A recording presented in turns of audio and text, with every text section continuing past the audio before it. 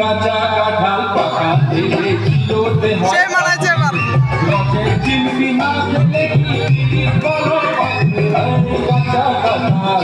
ও কাঁচা কাঁঠাল ও কাঁচা কাঁঠাল পাকাতে কিলোতে হয় তাকে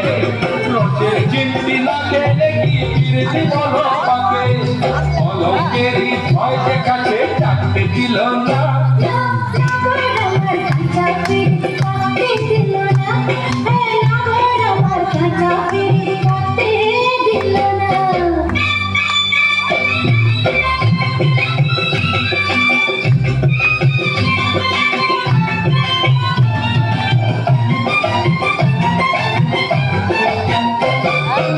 ঢঙের কথা ঢের শুনেছি ছাড়ো না মশকরা